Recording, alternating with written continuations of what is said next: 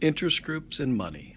Money goes with interest groups, and of course, money goes with politics. When we're looking at Chapter 11 and we're looking at money, we're looking at $2,700 is the most any person can put to a person's campaign.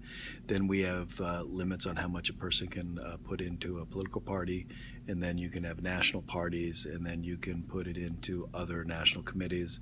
So you have limits on how much money you can do for candidate, which is hard money. Soft money is money that goes to a political party, and that would be for getting out the vote, maybe brochures, and that would be soft money. And then there's also, you have PACs. PACs are political action committees, and normally they're related to interest groups, and they could be with a corporation. It could be with like Monsanto.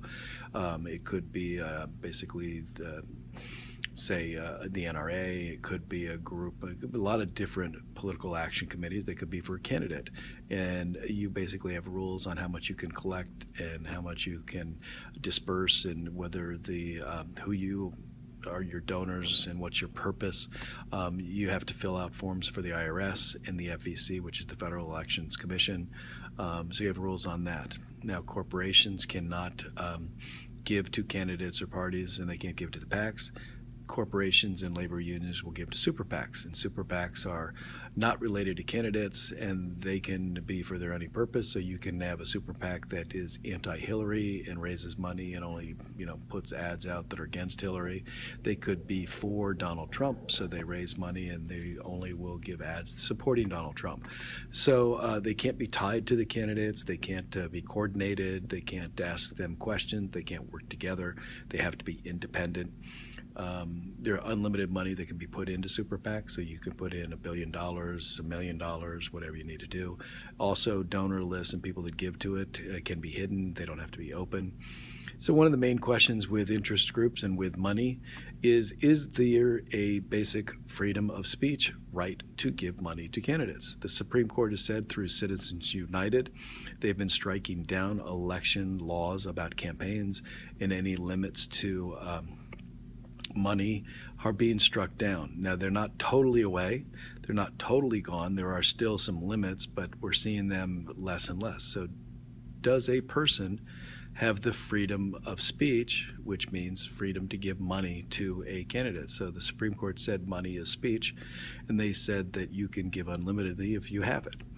A lot of people say they have the right to spend the money how they want to. They have the right to do what they want to with their money. I don't see that in the Bill of Rights or in the Constitution, but people say they can do that. That's an innate right, and I'm not going to argue with that.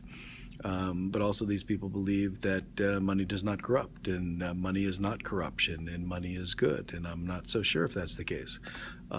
Is there something wrong with limiting the amount of money that's in elections? Is there something wrong with saying, let's be transparent, and if you give to a candidate, we need to know?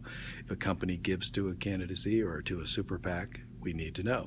Kind of like putting NASCAR, putting labels on a politician.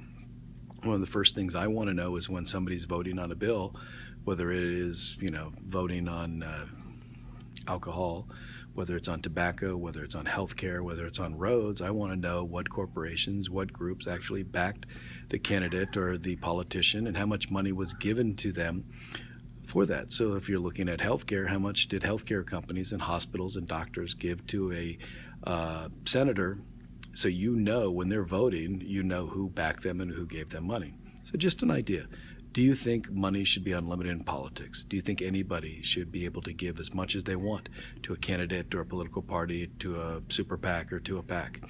Do you think money is corruption? Lots of good questions about money in politics. Should the Congress be able to limit and have campaign finance reform and actually say, no, this is wrong. Let's get money out of politics, or let's reduce the effect of money in politics. So you can post after this. You can talk about it in class, and looking for a good discussion. Thanks a lot and have a good day.